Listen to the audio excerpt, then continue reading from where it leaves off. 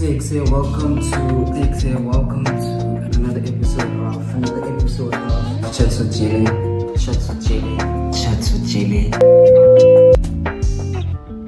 Ekse, welcome to another episode of ChatsWithJele. So yeah, guys, on today's episode, I have a very special guest. I know which I always say special to each and every guest I have, but that's because they are special.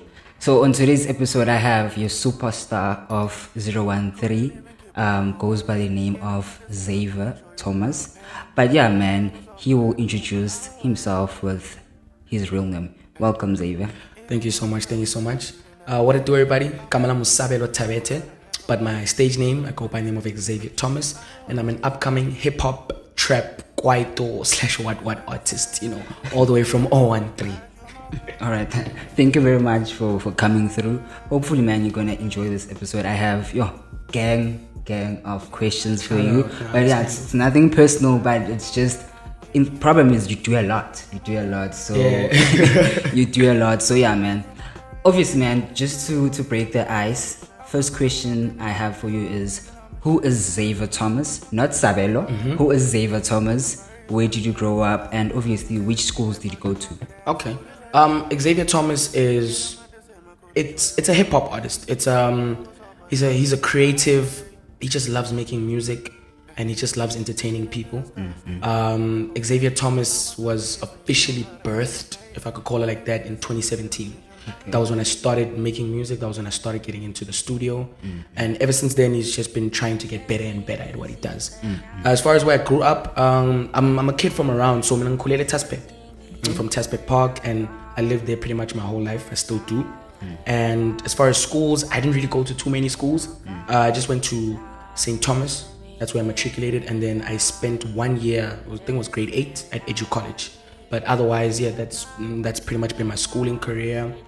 And then as far as like maybe growing up in the music space, it's really from like, the parents. Yeah, my parents are like they're can't say they're music fanatics, but like, what they used to play when I was around, would just really like intrigue me and just get me so interested, And then the love sort of started from there. Yeah. Okay.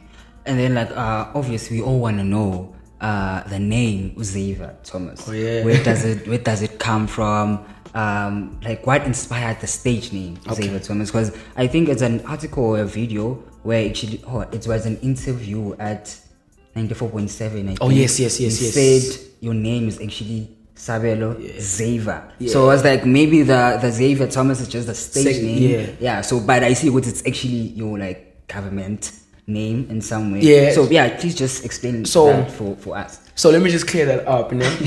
So Xavier it's actually not my real name. Okay. It's just that I've embodied it like that much. I've owned it for so long. A lot of people don't even know that my name is Sabelo. Yeah, but I honestly, sorry to disturb. I never knew. I never knew. But until I actually went through like your socials, that's where I actually started knowing your real name. Yeah. I mean, even if I was to bump into you, I was gonna say Xavier. Yeah. I think that was kind of my goal. Like when I started rapping, just so that like. Immediately when you hear the name Xavier, you immediately think that this person is some type of a creative, But as far as the name, as to where it came from, so I used to watch like a lot of movies, especially with my dad. And then while growing up, I really looked up to Bow Wow. All right, Bow Wow was like, he was like a child star, This guy was like what? It was quite short. I'll put that out there first. And secondly, for as young as he was too big. And that guy was hanging out with Beyonce. Like I was making serious moves for someone his age. So I ran into him on the screens, like during movies more than the music. And then there was a movie that he played, and it's called Roll Bounce, right? He had like this big afro. That's why I like Namanja, like just have my hair on. It's not that clean, but like that's why in terms of clean now, I like doing like crazy stuff with my hair. The inspiration comes from there. So in this movie, his actual name, like in the movie, was Xavier, and I just took it from there. Because I just thought like, the character was playing there, he had like so much swag, He was also a humble cat, of which I felt like I embody that a little bit. I just saw a lot of myself in him in that movie. So I just thought, nah man, I'm just going to take that Xavier name and I'm going to rock with it, I'm going to rock with it. I feel like it fits me well, it just felt like it sits so well on me. Yeah. Okay. Wow, that's a really amazing story. Because I mean, I was so sure with Vele it's like your real name. Oh nah. Yeah, and then I believe with like a lot of rappers had different names when they actually started. Facts. So what was your real name? Like your stage name? My stage name when I started. Because like a lot of rappers have funny names. You're if so you can accurate. you can ask like a lot of even artists they have very very funny names. So from your side, what was your name So my first name before? yeah. Like, you actually Before I got, yeah. So my first name was it was Primitive. So all my day ones will know that, right? It was Primitive, and primitive in like the basic definition of it. Obviously primitive, you can relate it to primitive times, like simple times where things were not complicated, no technology and stuff. But for me, I took the term primitive because I saw myself as the core basics of hip hop and rap. So I'm not gonna come with like I didn't come with the intention of, hey, I got gimmicks, I got dance moves to match the song. No, I came with that thing of I'm here to rap. So that's like, I mean, in hip hop, that's really all I want to do. I do want to make music that people can dance to and whatnot, but my core, I want to rap. I want you, when you listen, you know, for like your ear to feel like it's cracking, you know, with like, how did he say that, you know? So that was my first name. It was Primitive.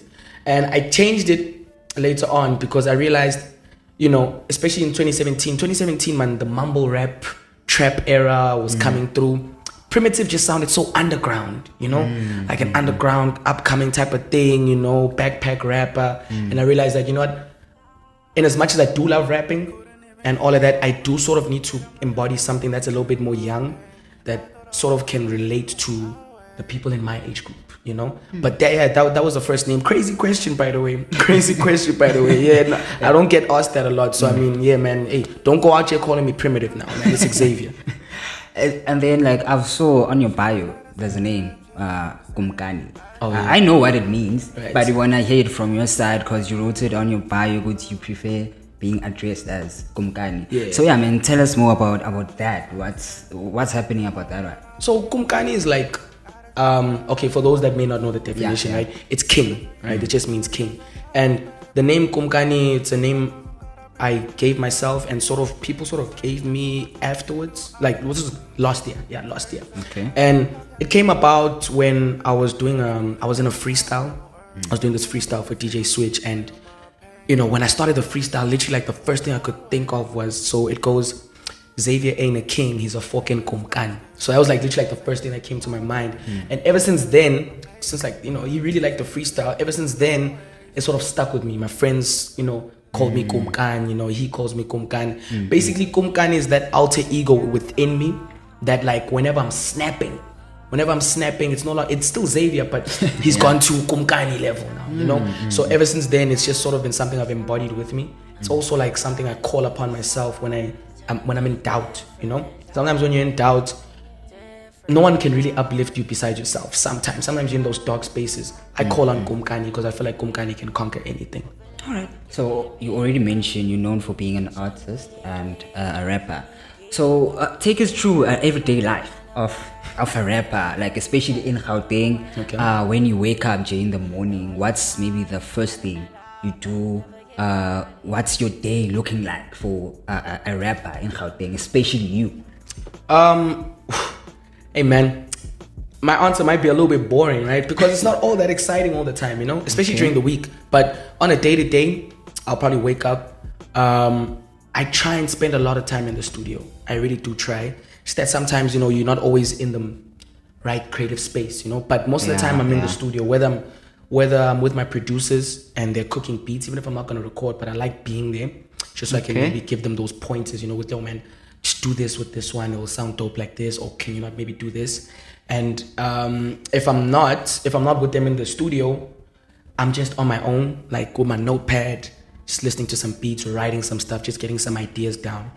And then if it's not studio time, I'm literally with my team. That's like my manager, my photographer, and we're just planning video shoots. We're planning rollouts, you know, planning who to submit what to for the next release, how we're gonna take out the next release. That's pretty much all it is, you know, during the week. It's literally paperwork and studio work. We're just getting everything on the groundwork done, you know, for the actual music. Because I mean, it's music, but it's also a business at the same time. So we're just handling, you know, the business during the week, and then sometime in there I'll hop in the studio and make something new. And then weekends, you know, most it's just gigs. Weekends, you know, I just operate gigs. Sometimes I'll hit Friday, Saturday. Sundays I don't normally do gigs. I spoke quite like that, you know. Friday, Saturdays is normally gigs, and then yeah, that's pretty much it. If I'm not gigging on the weekend, I'll probably be shooting something on the weekend. Yeah, that's really the day-to-day life. All right.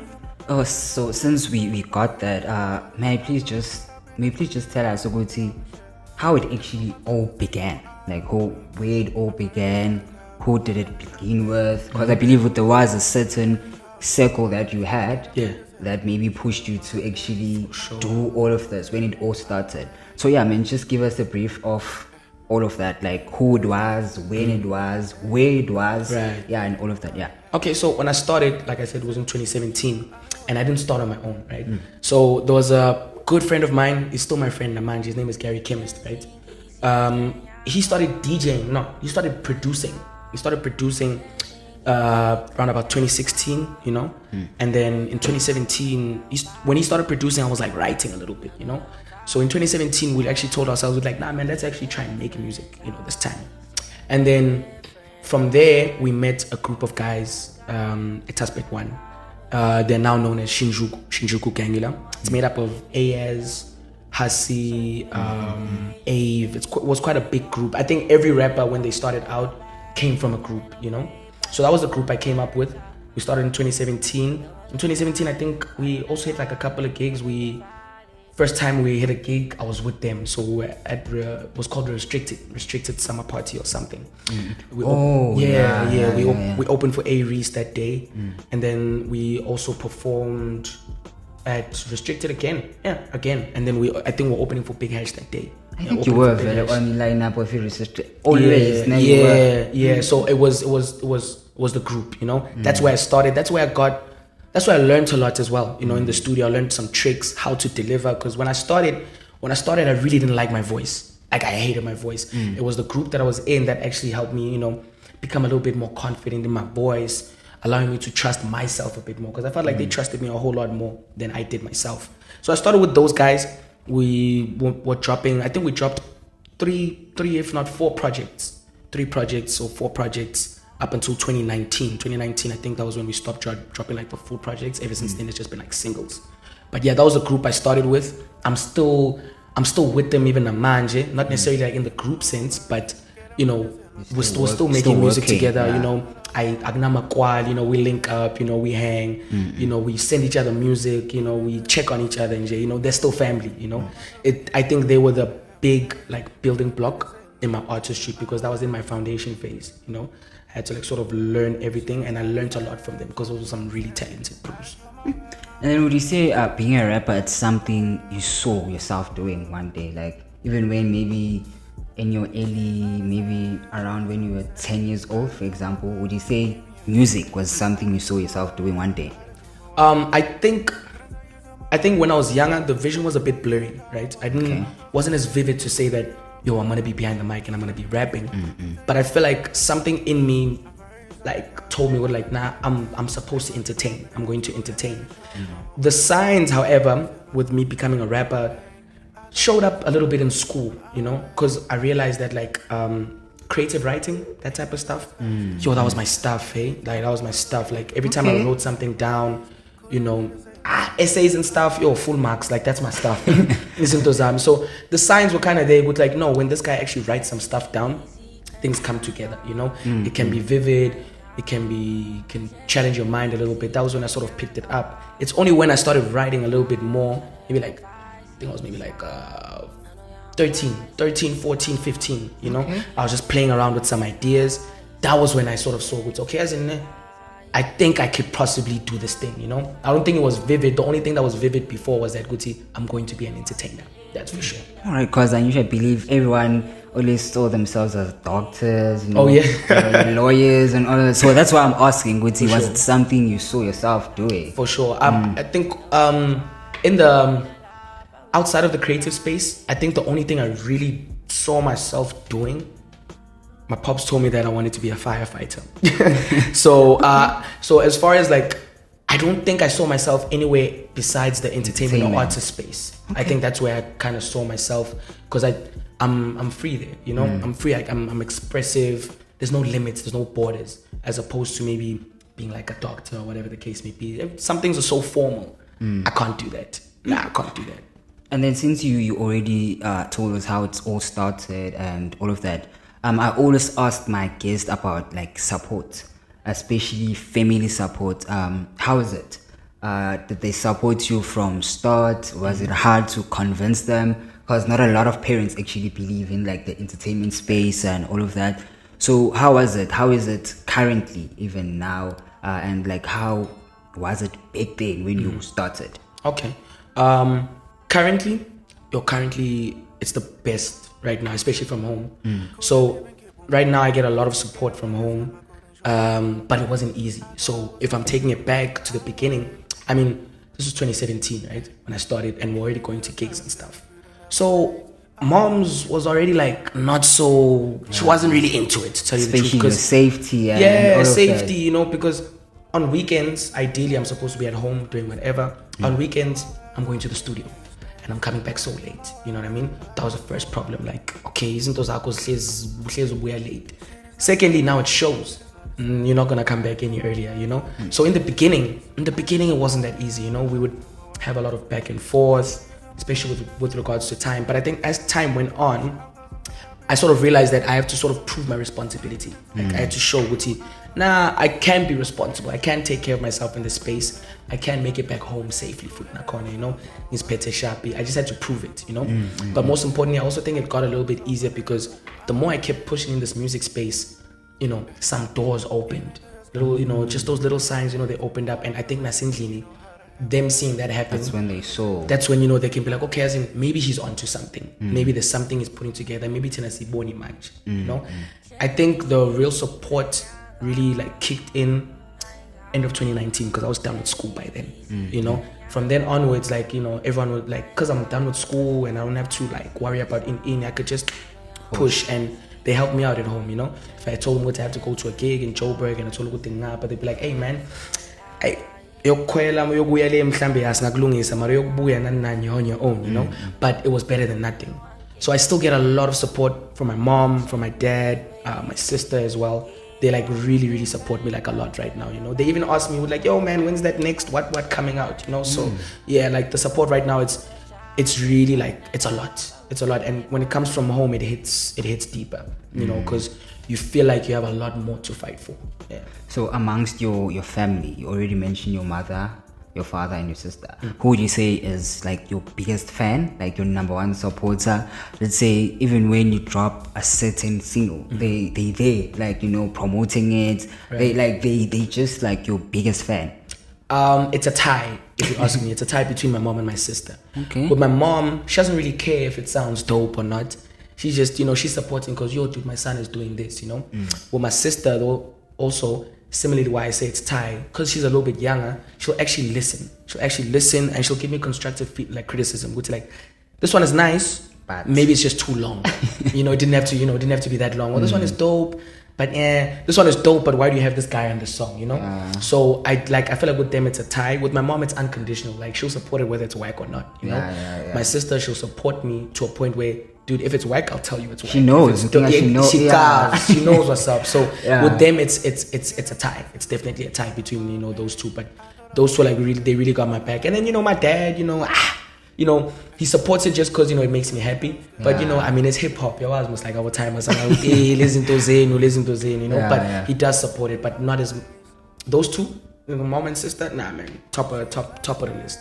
So if you never discovered Oti Xavier can actually rap, what else would have you been doing? Because I saw that you're a big fan of the Orlando Pirates. Oh yeah. So maybe Sokanyana for sure, or something. Yeah, for sure. Long before I even got into like the music space in school, I used to play a lot of soccer, like a lot. Like I think San Thomas was a very big fan of soccer. Yeah, like we played school. Like I played soccer like my whole life, you know.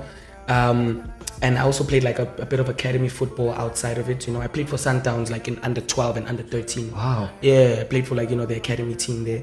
then I left. Well, not really left, but I kind of got sacked. But yeah, it would definitely have been soccer. I think I definitely would have been, if I pushed myself enough, I possibly could have been like a good soccer player. If not, behind the screen, like acting, because I used to do drama in school. I used to do theater type stuff, and I was like also there, very, very comfortable, very, very expressive. So if not soccer, definitely in the acting space, that's for sure. All right, so now let's hop on like the music side of Xavier Thxmas, and like please forgive me if there's certain people I don't mention or speak about, because like there's really a lot. So let's pretend I don't know what a rapper is. What's the definition of being a rapper? So may you please just explain to us what a rapper is, what a rapper does, in your own view. In my own view. Yeah. In my own view, a rapper is someone that executes rap, and rap is rhythm and poetry. So a rapper is someone who's able to add rhythm to poetry. You know what I mean? So you pen whatever it is down, because poetry, you can speak it. Like you can speak poetry. You don't even need like a beat behind it or whatnot. You become a rapper once now you can put that poetry onto some type of a rhythm, some type of a beat, That's pretty much what a rapper is for me, how good is your wordplay? How good is your delivery? Are you an MC? Because a lot of people say I'm a rapper, but like, you give him a mic, just to like introduce himself or whatnot, and they're a little bit shaky, then you're not an MC, like it's comfortability and commanding the people in your presence, whether it's the audience or whatnot, with your voice and what you say. Personally, that's what a rapper is for me. You got to be able to pen down some cool stuff, and you need to have like that confidence that's just oozing out of you, just to make your whole idea believable. Yeah, that's what a rapper is to me. Okay, and then I'd love to take you back to 2019, where you had a track called Deep. Oh yeah. Where you were with Gary Chemist, which you already mentioned, with Ayers. Yeah. And this name I can't really pronounce, but you said it earlier. Ave. No, Shin. Oh, Shinjuku gang. Yeah. So may you please just take us through that track, how it came about, that was a crazy time. The name and the whole production behind the song. Yeah, because I saw even on SoundCloud it has 4,400 plus streams. Yeah, so like just take us through. Crazy. So crazy. Pretty much like one of the first people to even like ask me about that song, like on like a platform like this. So with the song Dip, right? It's actually a crazy story. So the person who produced it was Ave, right? Very, very dope producer, by the way. So I'm going to Ave's place, right? We're supposed to have a session, Sima Gang, and then I pull up a little bit early before everyone else. And then when I get there, Gary and Ayers are supposed to be on their way. I don't know where they're coming from. I get there, I'm chilling with Ave, and I'm like, yo, Ave, man, do you got anything for me? Because Dip was actually supposed to be my track. Okay. So I'm like, do you have any beats there that like, sound like something I can hop on? And then Ave throws on this beat, Deep. And I'm like, what? It didn't even take me too long. Like, it took me like maybe five minutes to write down the chorus. I'm like, it took me just 5 minutes. And then as soon as I was done writing it, Ave was like, nah, dude, you gotta lace this. Hop in and just record. I hop in, I record. As soon as I'm done recording like the whole chorus, Gary Chemist and Ayaz, they just pop inside now, And I'm like, yo niggas, I gotta play you this thing. And then we play it. And as soon as we play it, so now I just want to put this out there. Gary Chemist, he's a producer and DJ. He doesn't normally do the rapping stuff. He can, right? But he doesn't normally do it. So that day when he comes in and we play him the stuff, he's like, bro, I gotta get on this. I was like, what? He's like, yeah, man, please put me on this. I was like, I do your thing, And then since Ayaz was around, I was like, since you're gonna hop on it anyway, Ayaz, dog, why don't you just hop on and then, let it just be like a full-on joint, full of, variety and stuff, And then that's how that track came about, Gary Chemist laced, and then Ayaz obviously came through, fire verse as well, And that was the whole song. The whole song, if you ask me, I was getting towards a different bag in myself. So I was getting a bit more comfortable with hopping on certain beats. And I was trying not to rap too much, because I don't normally have like this problem of with yo dog, yo, need no rapper. That's what your sisters complain about. Yeah, like yo man, you always rapping, So with that one, I think it hit the sweet spot, because I wasn't trying too hard, and you know, it just blended so well with the beat. You know, I think it's a really, really dope song. It's still like one of my all-time favorites, to tell you the truth. Shout outs to that, man. Yeah. Thank you so much. That's a dope song. Thanks. And then I have Iwao, the story behind Iwao, how it all came about, and a big shout out to it's Peno. Pimelo. Yeah, Pimelo on what? A flute? Yeah, no, saxophone. not a flute. Saxophone. Yeah. Man, he was part of Iwao. Yeah. So yeah, man, just take us through how that lovely. Because it's Afrobeats, no? It's it's like Afrobeats, pop a little bit. That's amazing for real. Thank you so man, much. just take us through that one. Okay, so similarly with Dip, Ave produced Wow as well, and then when Wow was made, it was me, it was Ave, and it was Ayaz in studio, right? So Ave plays this beat, and you know, Ayaz, you know, he really loves like, you know, this pop Afrobeat type of stuff, you know, like it brings out like a different flavor in him. So immediately Ayaz like, nah, man. I think I got a little something, you know. He pens it down, he laces it in the studio, and then I lace my verse shortly after him, right? This was in 2020, right? Okay. 2021 comes in, right? And the song is still incomplete, right? 2021 comes in, and then I met Pimelo because we did the same course at UJ. We were doing the same course, rather. And then he tells me that, yo, man, like, I didn't know that he played the saxophone up until later on because we were good friends first, you know? And then I played, this one time we get into studio with Pimelo. We're trying to make some new music. So we make this other song, we finish it, and then I play him Wow. I'm like, you know, dude, since you killed this song so let me play you this, you know, and, you know, you tell me what you feel. I play the song for Pimelo. Pimelo just loses his mind. He's like, yo, bro, I can do a verse here. Pimelo it didn't take him too long, maybe not longer than 30 minutes, you know? Laces it, I send it back to Ayaz because I'm in Joburg at the time when we're finishing the song. I send it back to Ayaz like, nah, this is the one, you know? So we put it in the bag for a minute in 2021 and we wait till December. And we're like, nah, we're gonna take this out in December because it's such a summer type song and whatnot, you know? And really like the whole inspiration behind that song, if you ask me, it's literally like the song Wow, you know? It's a feeling of wow, it's a rush of emotions, it's a rush of summer, it's a rush of joy, it's a rush of feeling yourself, you know? And it's also something for the ladies. So if the ladies love that, then you know it's for you. You wish you should. Yeah, but it's really a nice song. It's really a nice song. But yeah, a question I forgot to ask you, Guti. Do you consider yourself as a rapper or just an artist? Because on Wow, I wouldn't say you like rapping. Yeah. So I'm just want to ask, Guti, can you actually like sing aside like from rapping? Okay. Because Wow, like as I said, tried. Yeah, I tried. Like, it wasn't like rap. Yeah. But like you were actually singing, but I don't know how to put it. I totally get what you mean. Yeah. And how you're explaining it is literally how my mind was in the studio when I was recording. Okay. Because in my head, I'm like, personally, I feel like I'm a rapper. You know, I am an artist in the sense of I won't just rap on hip hop beats. I'll try and rap on another type of beats, a kwaito beat, Afro pop beat. I can, you know. But with Wow, man, I just felt like I don't need to rap too much, you know. It's a song for the ladies. I had to try and step out of my comfort zone a little bit just so I could do justice to the song. I had to do justice to the song. I need to match the element that the chants came with. So personally, I don't feel like I can sing, in my opinion, you know. But when I have to try and push myself to maybe try and deliver something, I'll definitely try it. I'm not one that's scared of trying something. That's what I did with Wow. I was like, nah, let me just try and swing it. Let me try and be suave, you know, be a little Drake a little bit, you know. But otherwise, I feel like I'm a rapper to the core. But I don't mean I can't do other things. That's for sure. And then I have No Cap with same guys you had on Deep just now. I think it was, I don't know if I'm pronouncing it right. Hassi. Yes, Hassi. Yeah. Hopped on that one. So let's pretend as if people don't know what No Cap is. All right. Yeah, let's pretend as if people don't know what No Cap is. So yeah, man, tell us about the name, how it came about. The whole story behind No Cap. All right. For those of y'all that may not know, No Cap just means like, it's like a skamba mangala, like, you know, some real stuff, right? And with No Cap, that's actually a very, very simple song and how it came about, you know. Once again, produced by Ave. And shout out to we were just niggas in the studio. I think we might have been sipping on something too, if I'm not mistaken. But we're just in studio. Ave, you know, he throws on this beat. And then Hassi and Ayaz, they were like, yo man, can we just rap?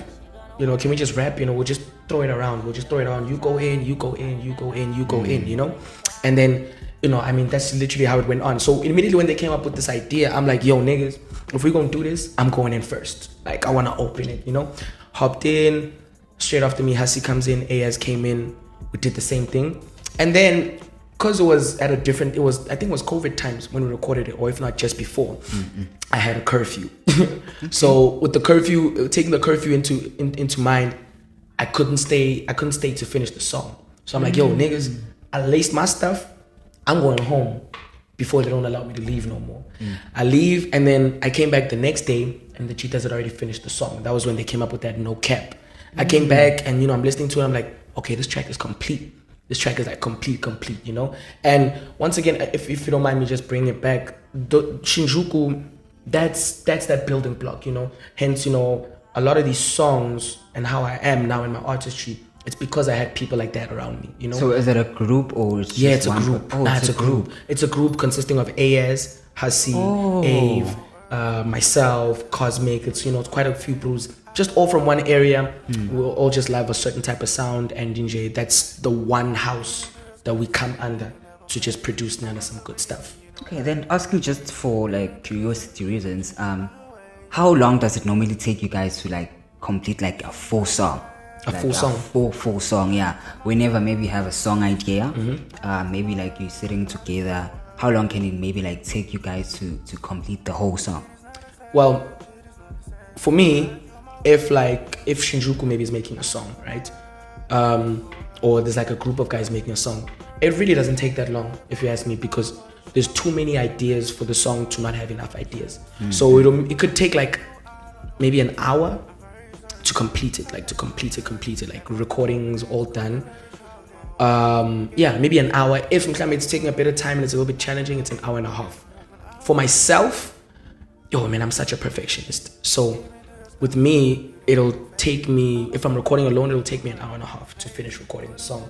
Because I'm such a perfectionist, I want to make sure that like, I want to say it like this. If it doesn't come out like this, we're scrapping it, we're going from the top. Sometimes it works to my disadvantage because I'm not as productive as I should be, but it's also because I also don't want to compromise my quality, you know?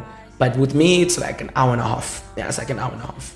And then there's a thing going around, people saying Guti rappers nowadays sound the same. Like it's Aksana originality. Yeah. So like what's your comment on that? I think I don't necessarily think rappers are necessarily sounding the same, but they're jumping on the same sounds. You know? So if mhlambe kune production yana it is mhlambe now it's 808s that are like the in thing now, then everyone's gonna want to jump on 808s, you know? If the certain sound right now is mhlambe a nice melody and nice kicks, and that's the popular sound, everyone's gonna want to hop on it, you know? And immediately when you're all hopping on one sound, at some point you're gonna sound the same because a certain sound in a flow corner that complements it. And no matter how different you are, you're gonna have to adhere to those sounds, to those rules at some point, you know? I think with regards to rappers sounding the same, it's just an oversaturation of the same sounds. So I think solutions for that, number one, producers, stop using the same sounds as the other producer. Because the producer pretty much lays the canvas for everything. It's something similar to piano, like it's kind of the same. If you listen to it, there's certain sounds or beats that are just all the same. They just keep like sounding the same over and over, you know? So on the production side, producers just need to just try some new sample. You can sample Nyana some sounds, you know, get something old, something that your parents used to listen to, you know, maybe try and rebuild and recreate an idea from there. And for the rappers in particular, I think we just need for us to stop sounding the same, we need to go back to ourselves. Why did you start rapping? Because once you find that, you remain in your core, like your core sound, you know, no matter what is happening, you can take elements of what's happening, but it'll never dilute what your core sound is, you know? I think that's the most important thing, like for rappers, that they need to take into consideration. Okay. So that was 2019. Yeah. Now we're jumping on to 2020. We have quite a few tracks also in 2020. But right now I have Dummy. Yeah. Dummy. It's DIA and 20 Thomas. 20 Thomas. Yeah, that's the three that I'll be focusing on right now. Okay. So let's start with Dummy. Tell us Right. more about Dummy. Obviously, how it came about, the name, who produced it. Hopefully, it's Ave. It's Ave, man. It's Ave. You know, one thing about Ave, Ave knows how to make me rap. I think that's one thing about Ave. Like every time he's making something for Xavier, he knows that Xavier likes rapping. I need to make him rap. That's one thing I like about Ave. So when I made Dummy, Ave was just like, yo, man, I got this beat for you. And immediately, the moment I heard it, I thought, like, this song doesn't need a chorus. I just need a rap. And I just like throw on like different flows, you know. I literally just sat there. I just sat there with my phone and I just locked in, just listening to the beat, because that beat's kind of crazy. It's got like that guitar and type of thing, so it just keeps it going. With Dummy, I just wanted to go on and rap, and it was literally like that simple for me, you know. I called it Dummy because I was just going dumb. I was just going dumb, you know. Called it Dummy just because, like, you know, like the boy was just like, you know, no rules. There were flows that I've never used before. There were rhyme schemes I've never thought I might have used before. And that's kind of why I ended up at the term dummy, because, you know, I was just going dumb. Okay. And then I have a DIA, which is Did It Again. Yeah, so tell us more about that. And what exactly did you do again? Yeah. Thank you so much.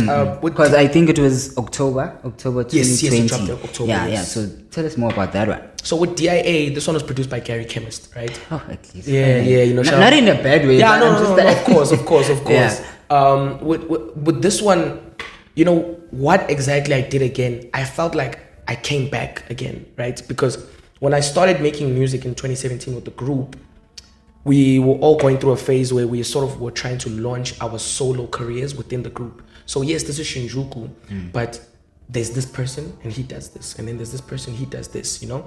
And we did that for a bit in 2018 as the group, and then we sort of just went back into the group stuff again in 2019. 2020, I felt like I'm the new kid on the block again, you know. And hence I came up with the term DIA, because after I made that song, I felt like, oh, I'm back. I'm like, oh, I can still do it. Okay. I can still, you know, rip up like a full song. Because Dummy is like 2 minutes. DIA is like a full song. It's like a good 3 minutes, 30 seconds. So with me, it felt like, yo, I'm back. I can still do this rap back to back type of thing and still make it a full song, you know.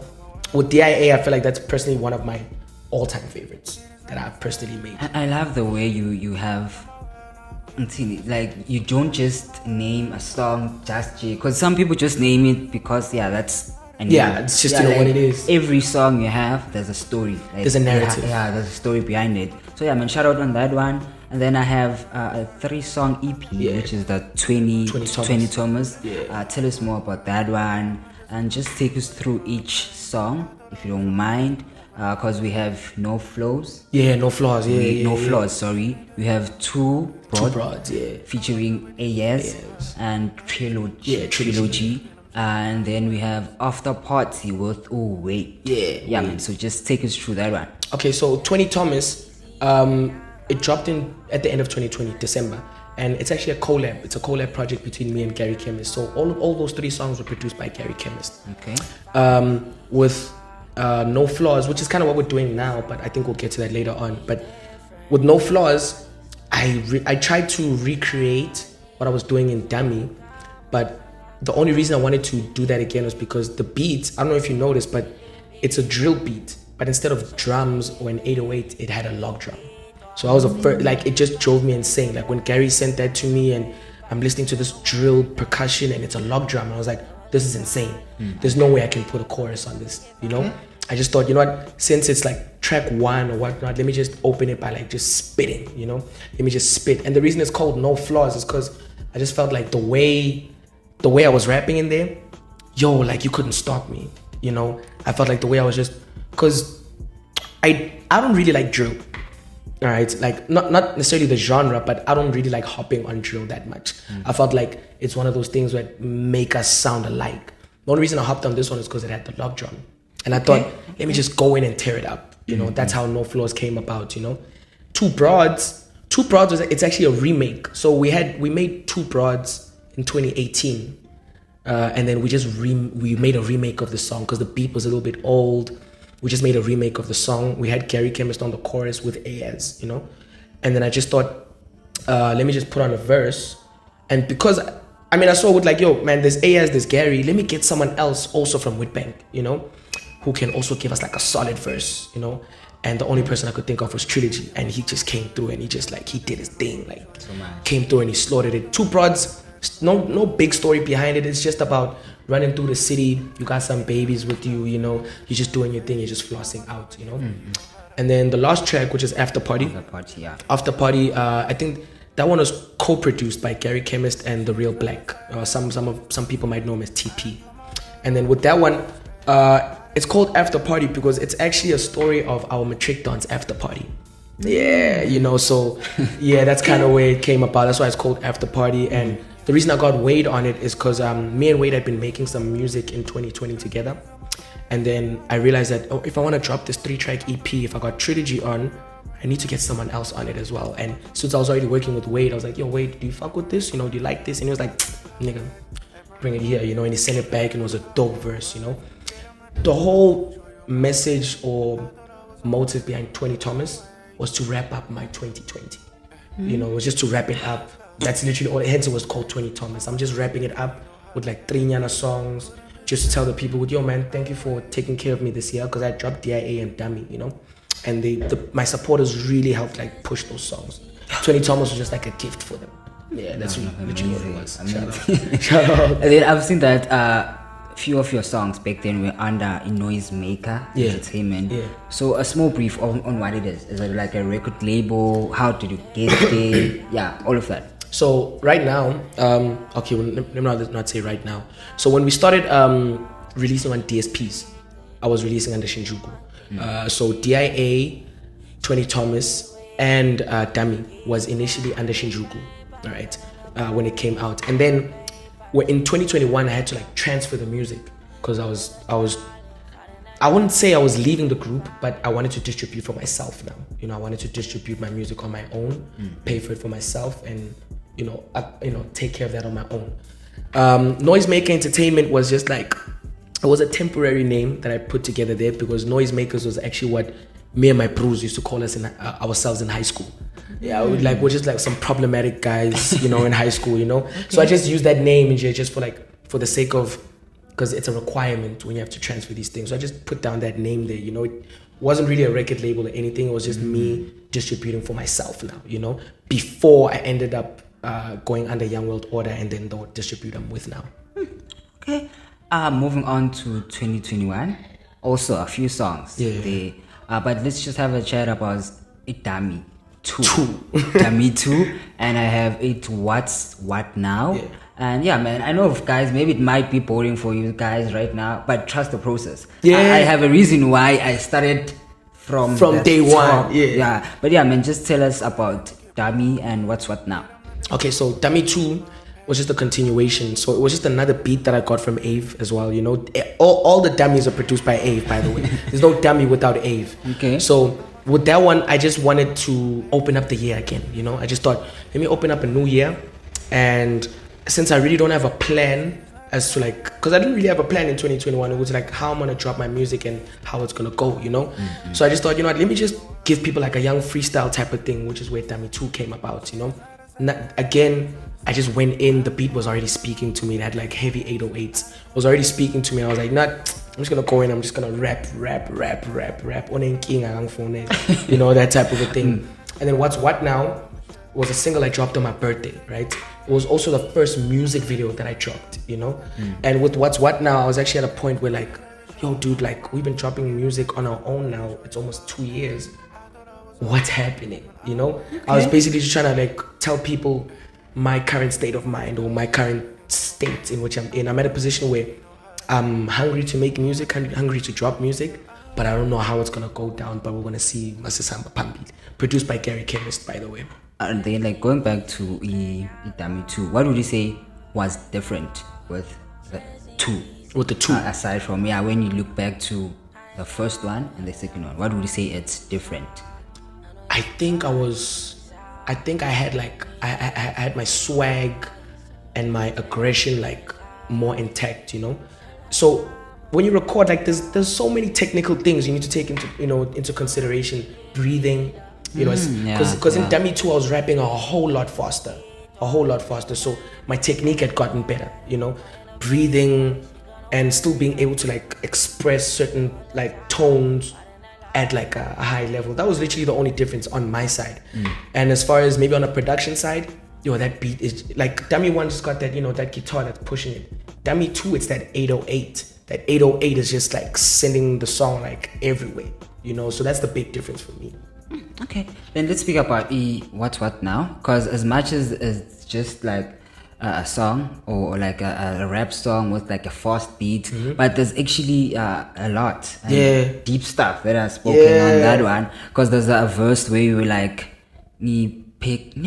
something about Isaac. Ngiphandela Isaac. Ngiphandela Isaac for mama. Yeah. I can't rest until my sister's in a bus down. Exactly. Like aside from like, for people it might sound like just he's just rapping, but like if you can just like sit down and listen to what you say. Shout out, man. It's a lot. So man, like let's speak about like the lyrics of What Now. What inspired like the strong lyrics and the strong meaning of What Now? Yeah. So when I recorded What Now, right? I recorded it in 2020, right? And I recorded it a week, or if not a week, a couple of days after I dropped DIA.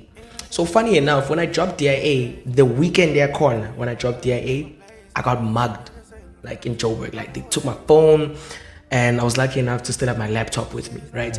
So I was just going through like this thing in my mind, with like, yo, dude, I just dropped like a dope song, and now I'm moving like 2 steps back in life, And then immediately, I was with Gary Chemist, we locked into studio, and he played this beat, and it just felt like it. I didn't want to rap. I felt like I just wanted to talk like some serious stuff. Mentally, I was kind of like annoyed.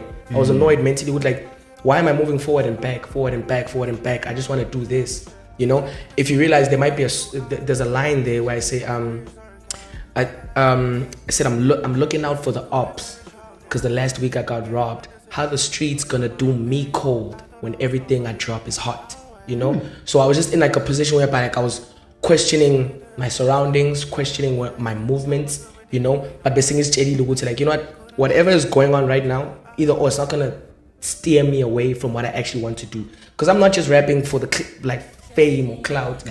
I'm actually trying to like leave a legacy, and I'm actually trying to do something at home, Trying to do something at home. Like I feel like there's certain things that I will be able to get for my family through this thing, like a bus down for my sister. And then moving on to 2022, and then that's where I saw it changed to a young world. Young World Order. Yeah. So how did that come about?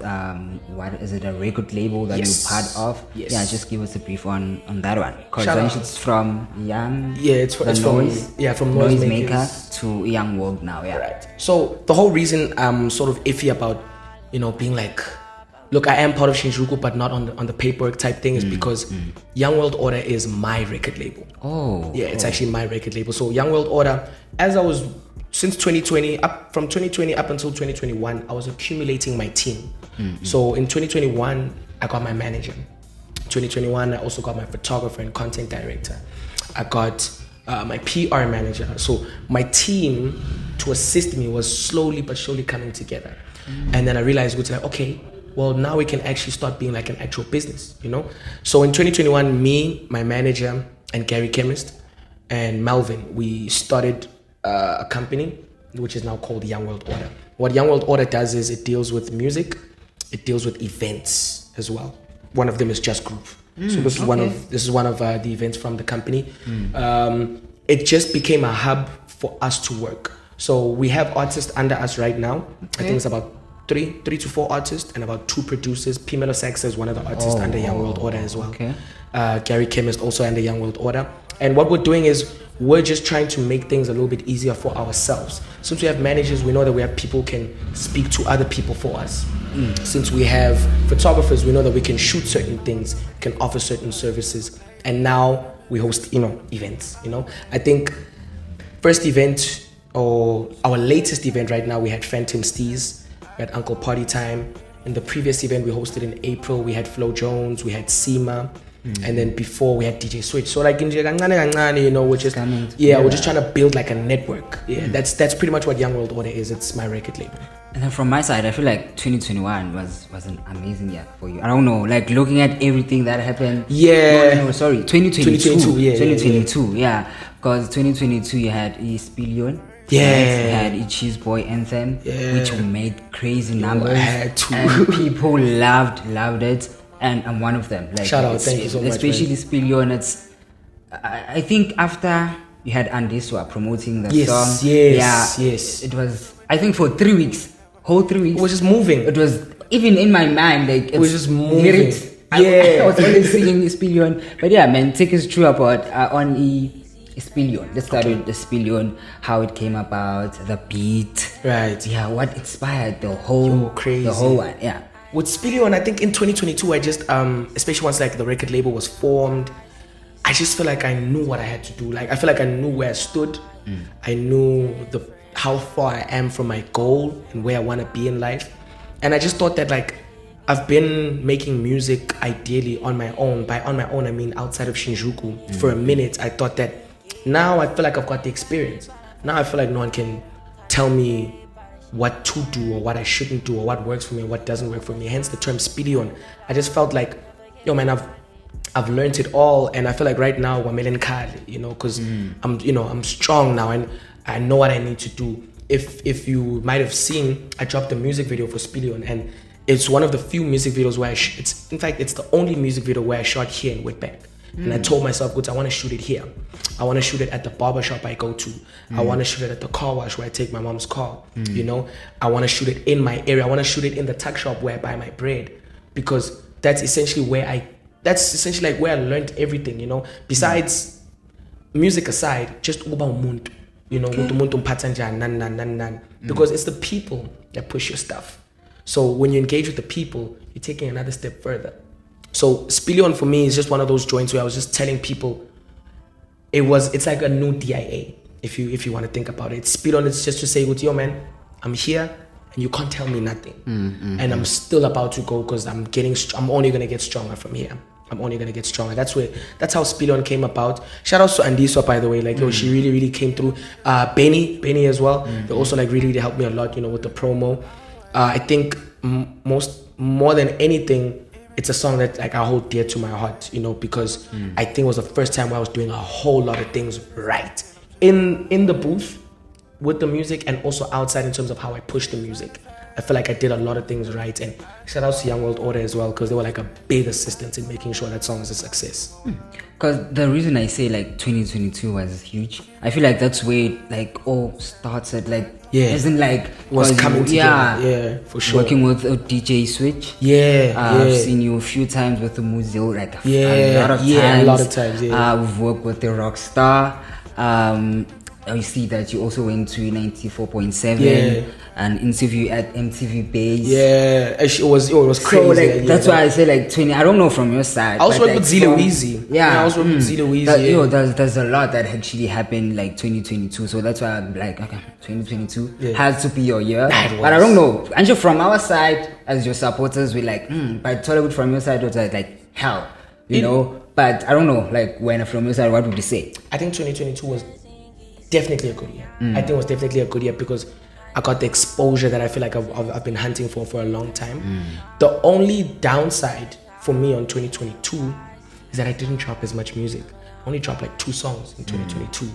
And I was just dropping a whole lot of freestyles, you know, just freestyles. And I just realized that like the only thing that I feel like the audience in Bangladesh on is my own music, because I only gave them Spillion and I gave them Cheese Boy Anthem, you know. That's the only downside. But otherwise, 2022 was kind of that year, because DJ Switch also found me through Spillion, funny enough, you know. Found me through Spillion as well, you know. And then he called me through for like an interview. Rockstar as well, that's another thing, you know. They were just finding me because I was just putting out these freestyles, and you know. And then I just think 2022, I was ready. I was just telling my ChatsWithJele like, yo man, we need to take it to the next level. And I think it was a whole lot easier now because I had a team. A team that's willing, like someone who's waking up in the morning and all they're worried about is, what gig am I getting this guy now? Someone's waking up in the morning and they're thinking, what video can I shoot for this guy now? You know, because it helps me as well. You know, because even when I'm sleeping or when I'm worried about other things, someone's worried about this thing. I feel like that's why all of these things just worked so well, even when I didn't have to have my attention on it. You know, 2022 was definitely that one, but also because of my supporters. My supporters really like, they came through in 2022. They showed me that like, hey man, as long as you keep doing stuff is solid, we're behind you. I'm talking 013, and I'm talking even in Johannesburg and Gauteng, you know, all of my supporters, like they really came to the forefront, like to, you know, to support me. So that's really what took 2022 to the next level for me. Then would you say in 2022, Spion was your highest streamed song? Aside from like the Cheese Boy anthem, was it? It's between Speedon and Cheese Boy Anthem, because by the time Cheese Boy Anthem came out, Speedon was the top stream song. Oh, okay, and then yeah, as time went on, currently right now, Cheese Boy Anthem is got more streams than Speedon. So it just, you know, just shows with like, it's the people still consume it, you know. But Speedon for 2022, I can easily say was a top stream song. Yeah, it was definitely that one. And then let's speak about the Cheese Boy anthem. You had Zile, which you already mentioned. Like, tell us about that, the Cheese Boy anthem, the name, obviously, and how did Zile become a feature on the song? Because it's at the end, towards the end. Yeah, it was in December. Yeah. So like, tell us more about the Cheese Boy anthem. So Cheese Boy anthem, I wanted to take it out. The reason it's called an anthem is because I'm now bringing forth this new thing in me. So how I see myself is, I see myself as like a ghetto cheese boy, right? So I feel like I've seen both sides of the spectrum. I know what struggle is, and I know what a little bit of comfort is, right?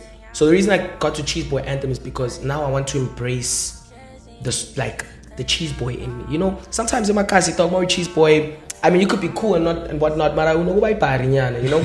With me, I wanted to embrace the fact that yo man, listen, hey man, I just like Parmalat cheddar, you know, like on my white bread, you know. Hey man, I just like certain things. I wanted to just embrace that about myself. The reason it became Cheese Boy anthem is because I'm showing you guys that yo, listen, that kid who's like waiting for your approval and whatnot, he's gone now. He's now I'm in my comfortable cheese era, you know, especially after, you know, the whole rockstar thing happened, you know.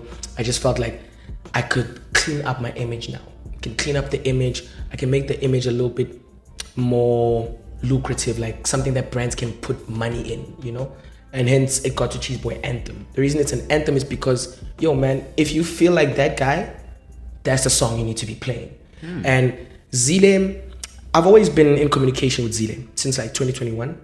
It was through a friend of mine, Tepo. He makes these beanies, right? So he sort of linked me up with Zile, and we've been chatting it up ever since. And then I spoke to Zile this one time, and I was like, yo, listen, bro, I don't know if you're interested, but I'm trying to get you on a song. And he was like, what? And I was like, yeah, man, I'm trying to get you on a song. And he was like, yo, man, you know what? Let's link up. Let's have a session. So we had the session in December. In December, I pull up to Zile's place. I think it was in Bryanston at the time. We pull up to a spot. I take my studio there. I get to Zile's place. We're supposed to start recording load shedding hits. Load shedding hits, and I think it was like gone for like a good like 3 hours. We literally just sat. He's just giving me game, you know. He was also just telling me how to move with corporates, since he saw me with the Rockstar, you know, how to move with corporates, how to do certain things. We just chopped it up, and then when the electricity came back, my bro was like, okay, fine, let's work. The only flop is that like, by the time we had to start working, we were a little bit lit now, you know, because we've been chilling for so long. And then we lock into studio. Zile comes up with some ideas, you know, and it's like, you know, because I told him like, dude, I don't want you to have bars. I don't want you to do it. I just want you to be Zile on a song. If you can be funny, you know. If you can be goofy. So we wrote his verse together. You know, He came up with an idea, and then I'd be like, okay, say it like this. Came up with an idea, try and say it like this. Because I mean, he's a comedian, I'm a rapper, so we need to try and find like a common ground, you know. Yeah. So we just did. I think when recording, since it was a short verse, it honestly did not take that much time. Maybe it took like an hour as well, you know. And then when you heard the track afterwards, oh man, he was so happy, man. I was actually so happy to see that. Like, he was excited and he loved the song, which is the most important thing for me. Yeah. At least if you like what we're actually doing, it's going to be so much easier to push it. He's also like another person who's like very, very helpful and like creative in terms of how much further can we push it. So shout out to ZLeweezy for that one, man. He came through for sure. Okay. And then I already mentioned people you work with, like you worked with. So I'm gonna start with DJ Switch for now. I'll just take us through of how like you guys met, the relationship you guys have with each other. Yeah, like how did it all happen? So first of all, I just want to give like a big shout out to DJ Switch. Like that's my hot man there, you know. He's sort of become like my mentor, like ever since I've met him, you know. So with Switch, how we met was he was hosting this event called Shoot Your Shot this once at AMPD Studios, and I pulled up there with my team. And then at the end of the show, I think he had Touchline was performing there, and I think I'm not too sure which other artist was performing. And at the end, he had like this open mic thing. Yeah, this open mic. We're like, yo, man, anyone here wants to come up and rap, just bust some raps, you can come through, you know? So initially, I was a little bit nervous, of course. You know, I see the other rappers go up and they rap, and I'm as they go up, I'm like, these are the guys. I'm like, nah, let me go up there.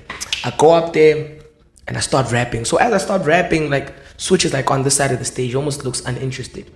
Then I start dropping these bars, and then he pulls up here.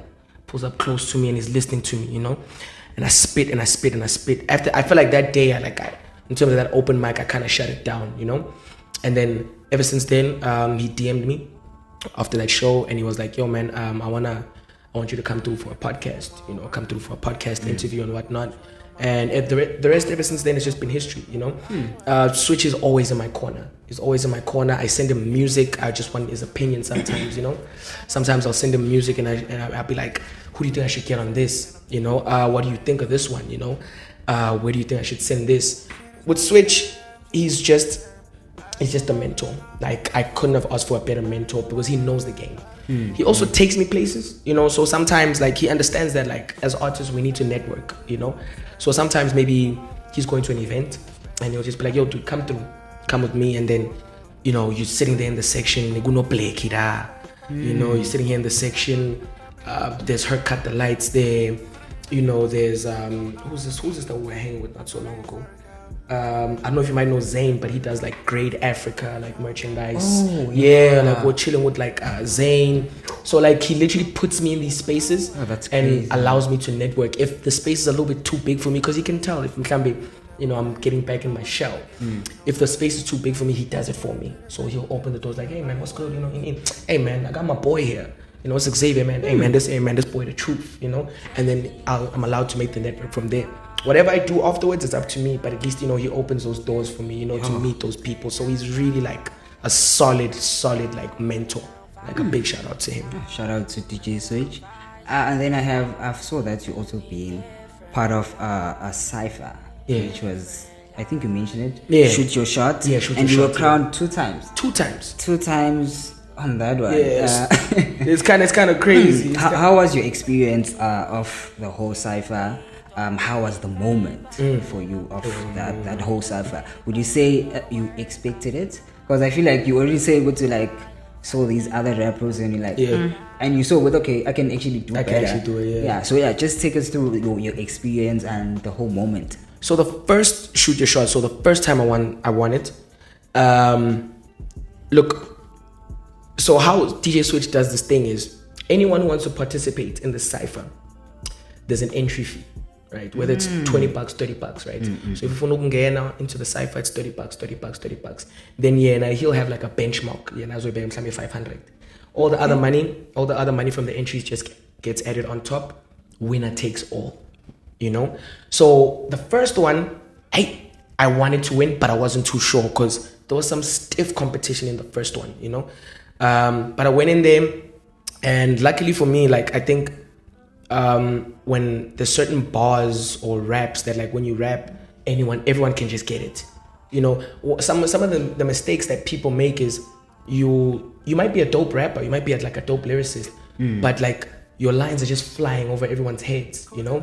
Yeah. Sometimes, I'm not saying, you know, you gotta dumb it down, but be relatable. So I think that's one thing that really, really helped me that day. I was just relatable and still, you know, coming through with, you know, the sauce. The first one, I couldn't really tell I was gonna win up until I got to like the semis, like top 4. I was when I could tell with, okay, I'm gonna win and I'm gonna make sure I win. It's just that guy I was with in the finals, his name was Fix. Shout out Fix, by the way. He didn't make it easy. By the way. He gave me a run for my money. So the first time, I think it was like about 1.8 that I walked away with there. It was like a clean 1.8 and from $30, you know. And then the second time, because he hosted the first one, I think was earlier on in the year. The second one he hosted in the second half of the year. The second one that I went to, I mean, I was going there already as champion, so the pressure was already on. But in the second one, that's kind of where I knew I'm already champ. You guys are not gonna take this from me. Literally, that was one where like I knew these guys are not gonna take it. In the second one, I think I won it was like 1.2, 1.3, yeah, like somewhere there, you know. And for me, it just the moment itself, it just certified that like, yo, dude, you can really rap. You know, don't let anyone tell you different. You can. It's one thing that you can make music, right? But dude, you can rap and you can go toe to toe with anyone who wants to challenge you. That's what it gave me, you know, internally. Gave me that thing of trust yourself a bit more. You actually do have this gift. Just keep working on it. You know, that's kind of how where it put me afterwards. And then since we are on competitions, I've also saw that you recently won the Stimero Flow. Yeah. Cotton Fest Cotton edition. Fest, yeah. So like, how do you do it? Like, you cannot like keep on winning all these competitions. How do you do it? I think you just gotta stay ready all the time, hey? I think one thing about me, I'm just always like ready. Like, mind if you just ask me to like bust a rap, like I'll do it. I feel like I'm always ready to do what I know I can do. So with the Stimero Flow Lab thing, so there was Cotton Fest in Johannesburg early on in the year, February, I think, if I'm not mistaken. So Moozile is like, hey man, do you want to come through? Because, you know, I'm going to be emceeing there and stuff. I'm like, sure case, man, you know. I vibe with Moozile, and then we get inside. And then one thing about Moozile, Moozile is really a superstar, okay? Like, she's really a superstar, like, you know, and she knows it. So we got in there. Initially, I'm just helping out her photographers. I'm just carrying, you know, their bags and stuff. And then as like Moozie's about to do like some content run, she's gonna go meet some people, take some pictures and whatnot. I'm like, Mina, I'm gonna go get a drink and whatnot. She's like, hey dude, hey man, go do whatever you wanna do, you know? It felt like a big sister just leaving me, you know, at like an amusement park or something. So while I'm like left in there just deciding what I want to do, I see the Stimroll Nyana. They have like this booth set up, you know, there and whatnot. And like I pull up, I'm like, yo man, what's happening here? Like, hey man, we got a competition up here, you know. You book, you come through, we're gonna play you 2 beats, you pick one, and then you bust a rap, you know. And then whoever wins, we're gonna get them like a brand new pair of sneakers, you know. Like, what, for real? I'm like, this sounds too easy. Alright, and I sign up, I pop inside there, I bust a rap. So bear in mind, inside this booth, right? So the guy who's playing the beat is like practically outside the booth with like his laptop, and then there's 2 guys inside who are just like taking content to the whole thing.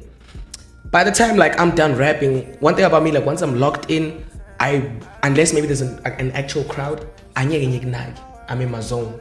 So by the time I'm done rapping, I look up and these camera bros are like, yo, bruh. And I look outside and this guy's like, you know, and I'm like, I think it might be chai for me, you know.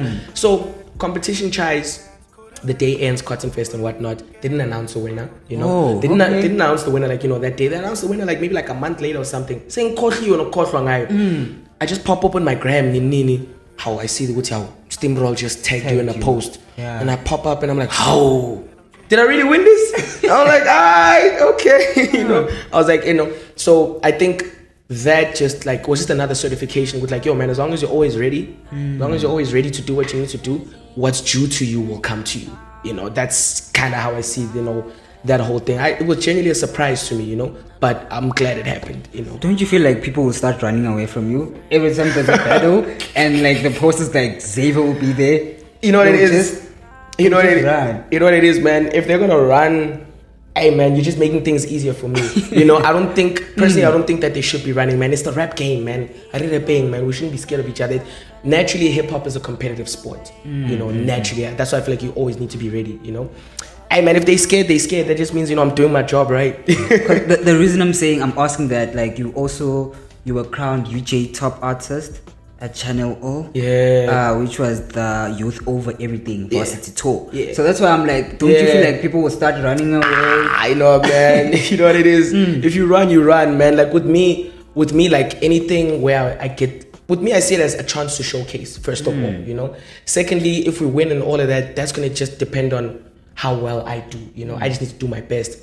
Like with the Channel O thing, like, it was even my photographer. He sends me this link. He's like, yo, dog, Channel O is doing this varsity tour. And they're going to come through at UJ soon. Do you not want to like maybe sign up and like register and stuff? I sign up, you know. And then how it was supposed to happen was, so they did 2 trips to each university. The first time they go, there's like auditions. And then the second time they come around, they're crowning now. So the first time they came, I couldn't make it to the auditions because I had like a test. So I couldn't even go. So in my head, I'm like, actually, I said, you know. And then the second time they came around, I didn't even know this. I woke up in the morning, it was Friday morning. I get a text. It's from Channel O. It's like, hey man, you're a finalist. And we're coming back to your Auckland Park campus. You know, prepare a 5-minute set. You'll find with Band Lapa and come with your USB and stuff. And I'm like, in my head, I'm like, how? I didn't even go to these auditions, Mas. I didn't even go to these auditions and whatnot.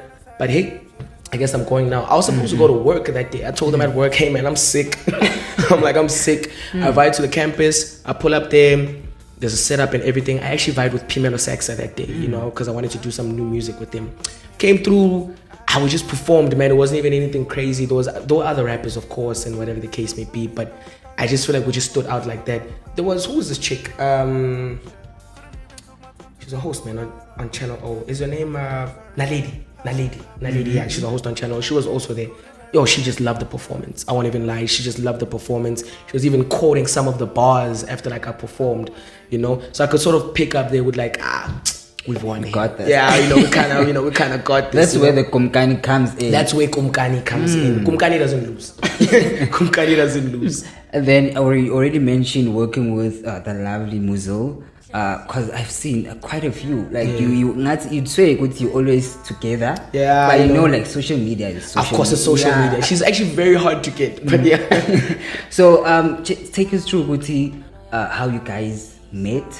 What do you like? What's the relationship that you have? Because you'd swear from pictures you really have a solid thing. Yeah. But just like take us through how you guys met. What are you guys working on? What's happening? So I met Moozile obviously after the Rockstar competition, right?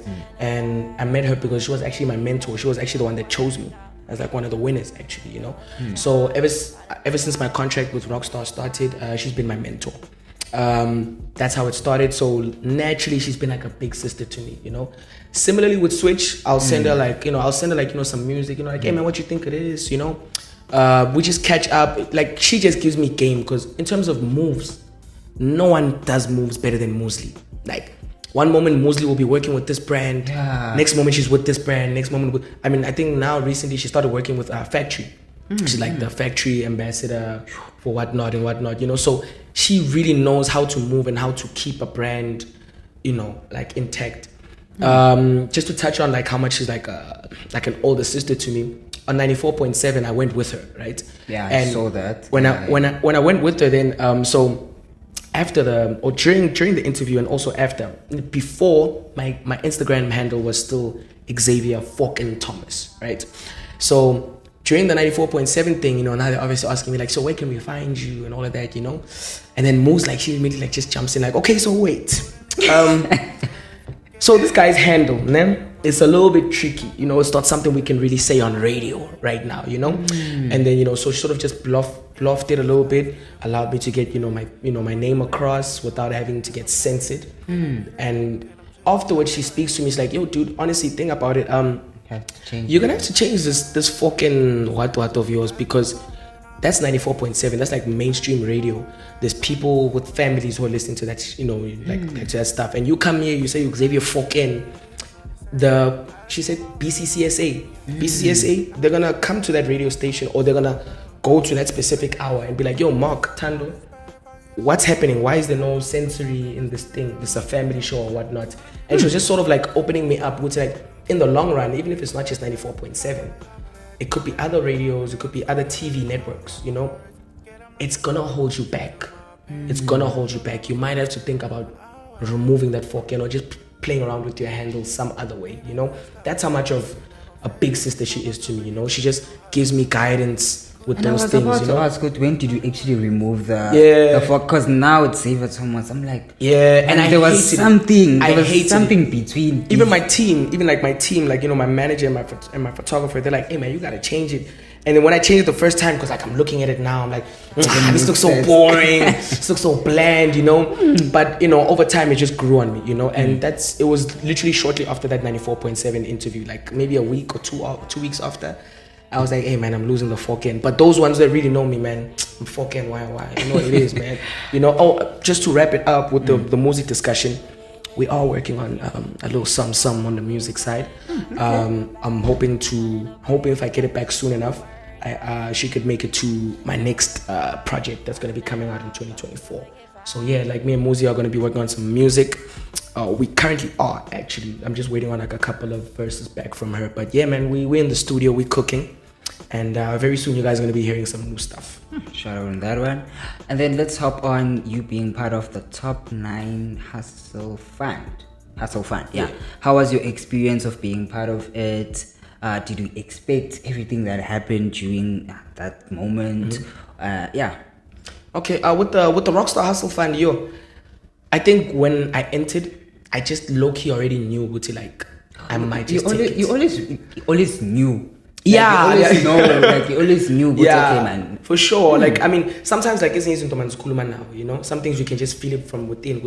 Nah, this one's got my name on it, Yeah. So with Rockstar, I think winning and being a part of like the whole brand and the Hustle Fund wasn't a surprise that I had made it. However, everything after that, I was never ready. So like, they just like they like it's lights, camera, action. Like literally, it's just lights, camera, action. Let's shoot. But one thing I really, really loved about this initiative was how much we got to like hop from network to network. So it was your MTV base, it's your Kumkani, it's your Slicker on Life, all of these mainstream entities that are literally just focusing on you right now and what you do. It's because of this whole Rockstar Hustle Fund thing that I could like keep these connections, some of the connections that I have that I can use even after, I think that was one really, really good thing. And secondly, like just getting your face out there, like especially on TV. I mean, I've never been on TV, before Rockstar. So it was really like a good initiative to actually like just put this brand that I'm trying to push in front of people like at a mainstream level. Because at least now once at least people will recognize you next time. Even if they don't remember the name, but they'll see it's this guy. I think, you know what I mean? So I think that's one thing that this really, really pushed me to like put together, and it's just pushing the brand further. It's just giving me like a good stepping stone for me to work from. Like, it's literally just a blessing. Then let's speak about the freestyle. Okay. Super fire visuals, by the way. Shout out. Cool visual. What inspired that freestyle? I know it's a freestyle, right. But I believe there is a certain story, motivation behind it. So tell us more about the freestyle, the meaning behind maybe the bars you said during that one, and Okay, so with me, whenever I do freestyles, every bit of my motivation behind it, I just need to be hungry. Freestyles for me, I just bring out the hunger in me. If I'm angry with dude, why doesn't this person want to work with me, or why don't these doors want to open? That's the energy that I like channel when I get to freestyle, because that's when I feel like I just take it all out. I just get in my bag. And then with regards to like the freestyles, in terms of some of the meanings, look, I think one of the nicest things that I got picked up that I actually said that hit me later, right? So there's a line out there that says, the rap skill has upgraded, the mind has elevated, and like my exes, y'all are 7 days a week outdated, So it was one of those things where like it hit me with like, oh no, I actually like, it's sort of like, it's almost like I didn't notice, like, no dude, you're actually transcending into like a different realm where you can play, where you can play with the raps and whatnot. I just realized then, like, there's some things that are like, there's some things that I've outgrown when I make music or when I just rap. There's some things that I've just outgrown. Like I've outgrown talking about liquor, if we're going to talk about liquor. I've outgrown talking about smoking, if we're going to talk about smoking.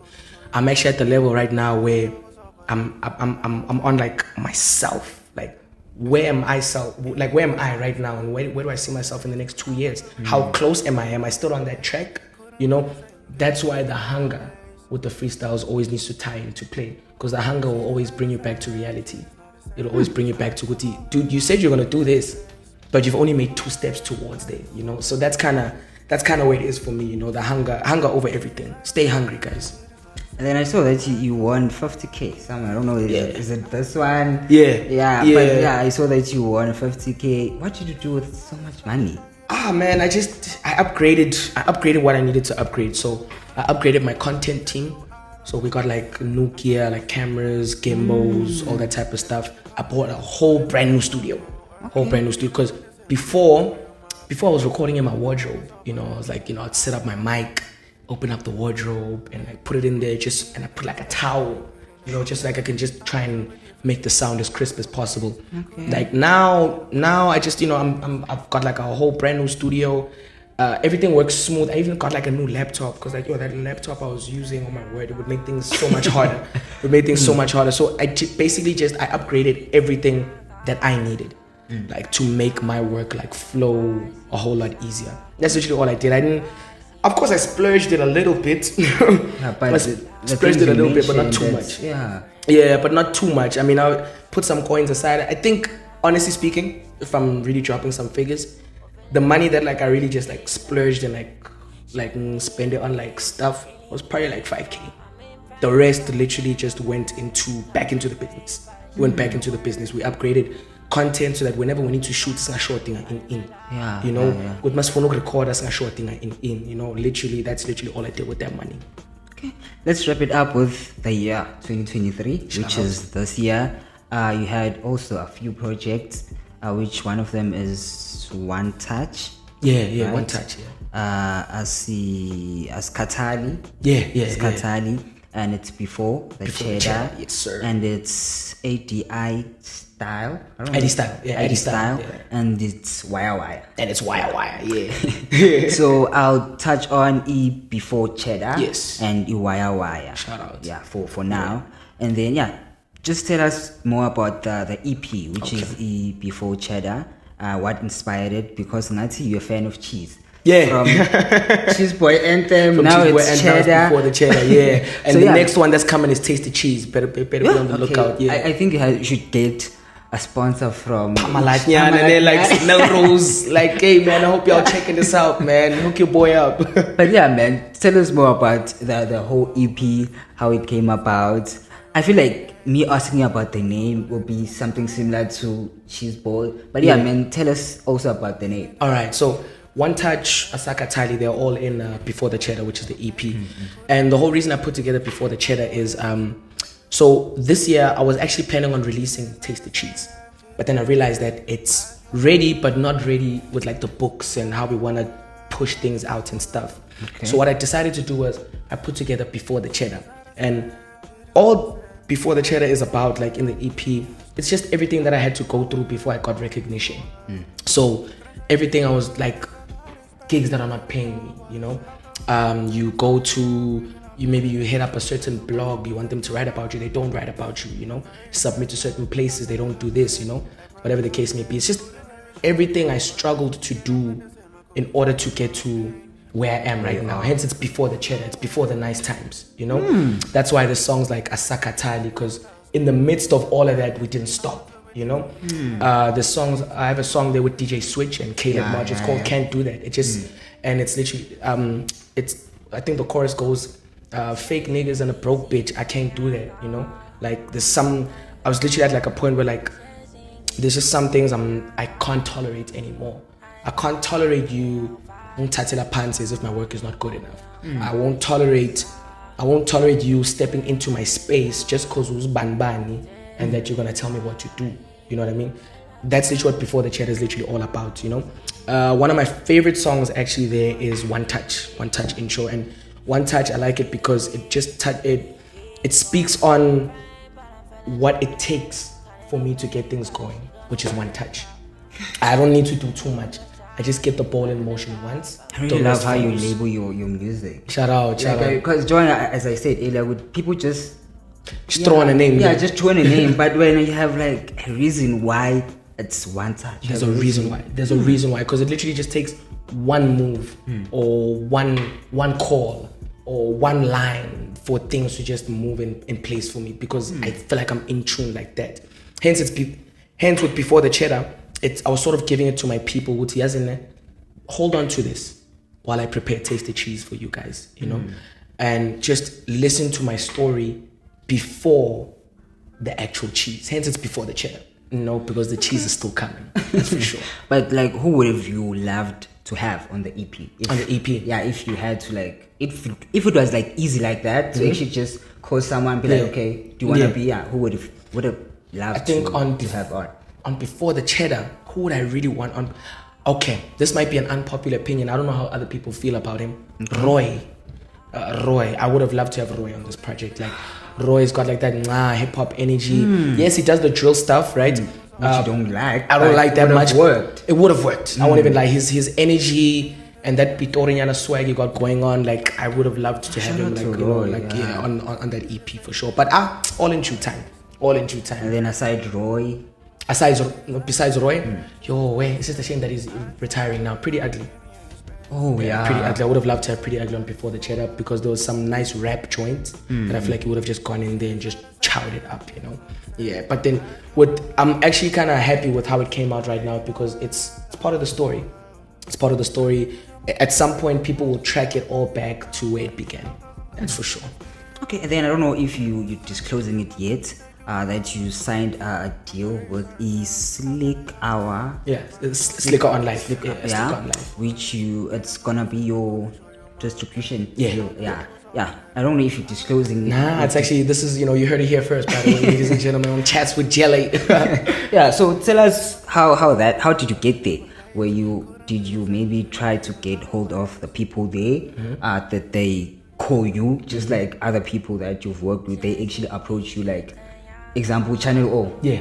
You never thought, but they called you and like, okay, Xavier, you're on the finals, which you didn't know. So yeah, on this one, how did it all come about? With this one, it's all because of DJ Switch, honestly, because he was taking me into these spaces.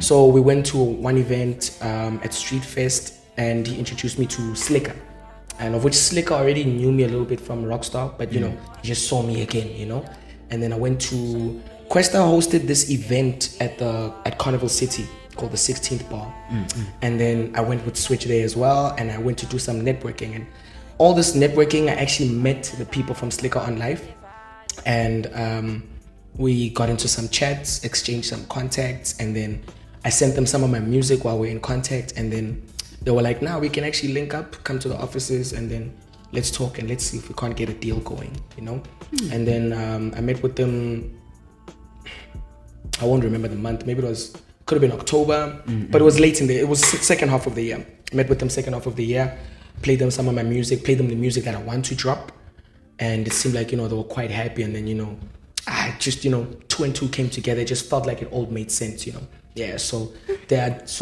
that's kind of how it happened with me. It was just through networks. Yeah. Okay, and then I have a little game for you. Okay. Hopefully it's exciting, and it's So the game, I have like some parts of your lyrics from each songs I chose. Dope. So you're gonna tell me which song is this. So I'm just gonna say like a few parts of that certain song. Then you tell me what's the name. Like, what's the name of the song? Okay. Yeah. Crazy. So the first one, it's Niggas is grounded, but Thomas is on his way up like an eagle. Which song is that? That's Powers. That's Powers. Okay, that's Powers. Shout out. Yeah, that's one of my favorite ones. That's crazy. And then I have, I'm the loudest of them all. I am the leader of the set. DIA did it again. And then I have, we hustling now. We got the music on iTunes. Defending like Sergio Ramos. Baller. That one of the Sergio Ramos one gave it away. I was like, okay, no. Sergio Ramos, it's baller. Why is this so easy? I thought like Zoba and Zimanyana because you have a lot. But I try and. Thing is, I also listen to myself a lot, just so just to to figure out where I can do better. Shout out to that one though. And then I know everyone is doing it for Tom. No, I know everyone doing it. Thomas doing it better. Now B wanna taste me cause skin like Nutella. I don't know if I'm saying it right. Nah. You remember something about Nutella?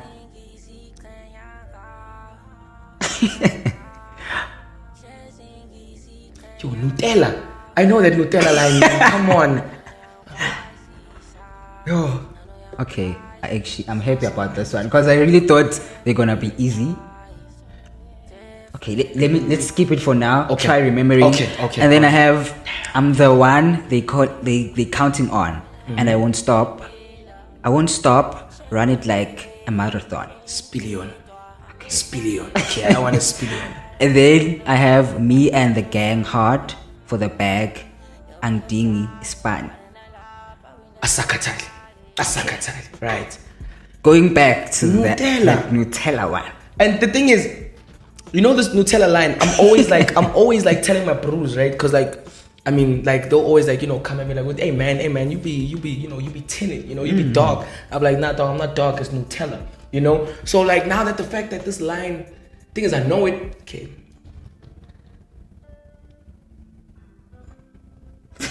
Okay, can I give it to you? Please. Isn't it? I don't know if it's pronounced as skins. Oh, it scans. Oh my word. Yeah. It scans. Okay, I know them. You got me. Yo, it scans.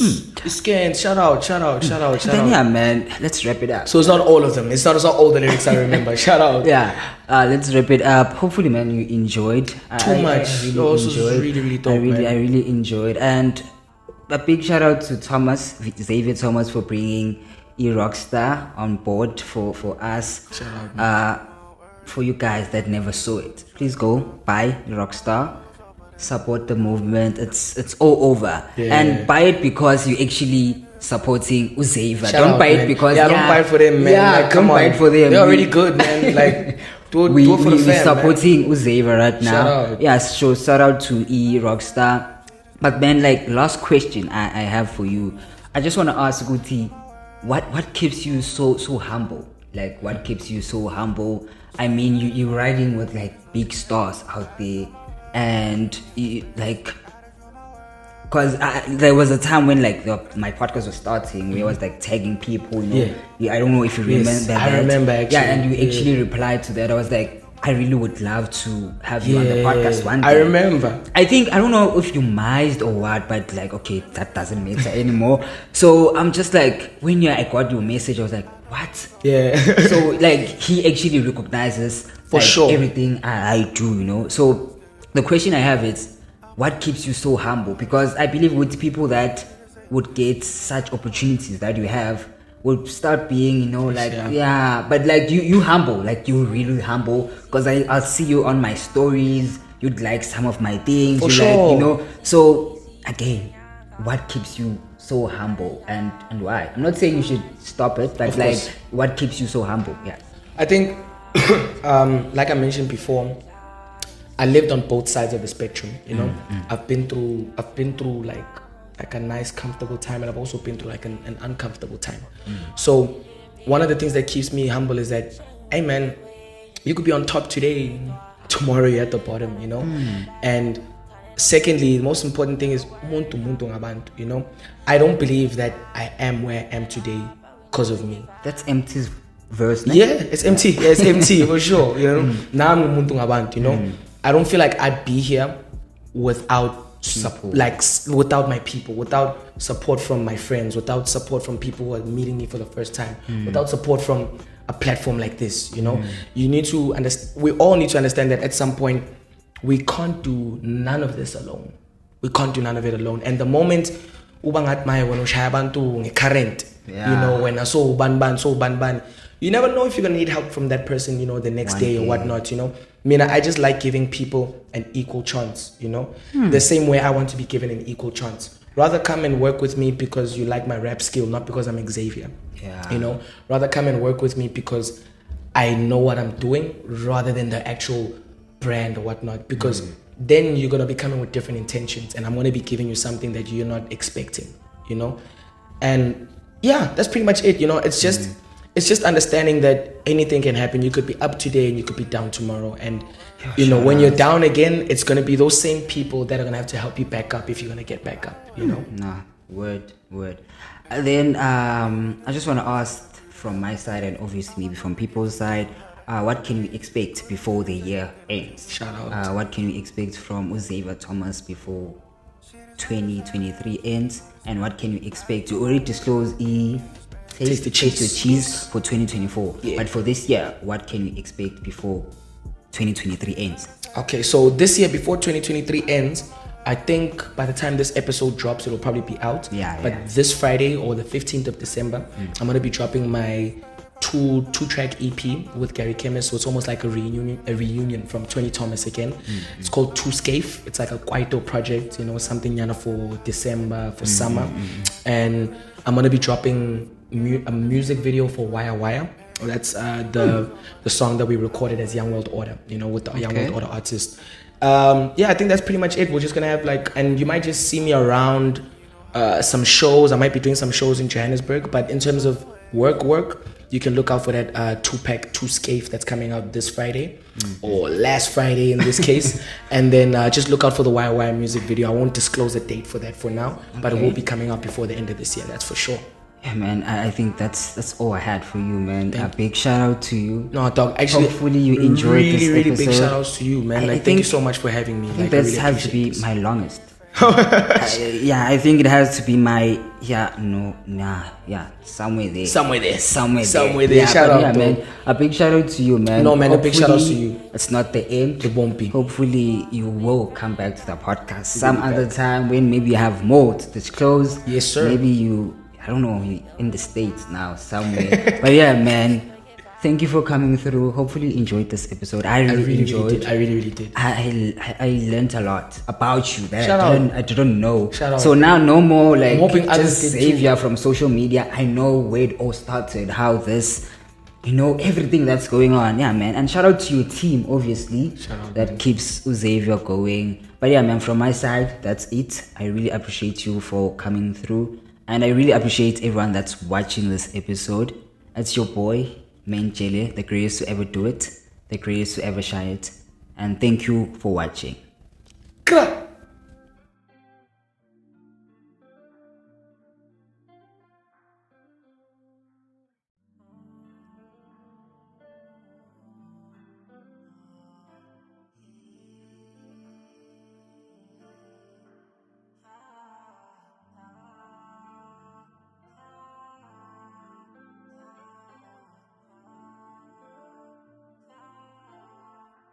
Couldn't even keep with my words. Get I'm not the same, I couldn't show you my pain.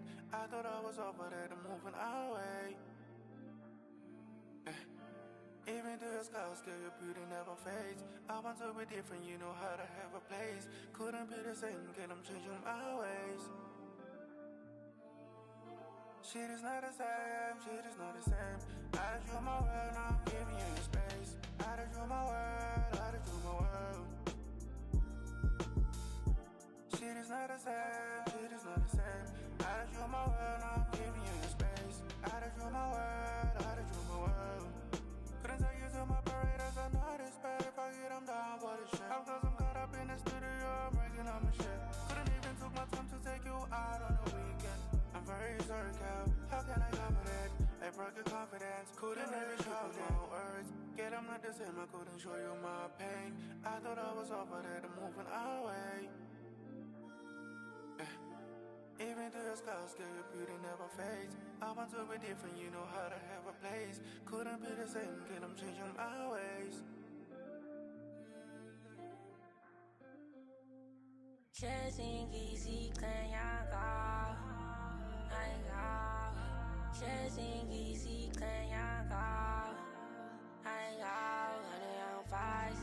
I know y'all feisty, telling me different lies, different lies.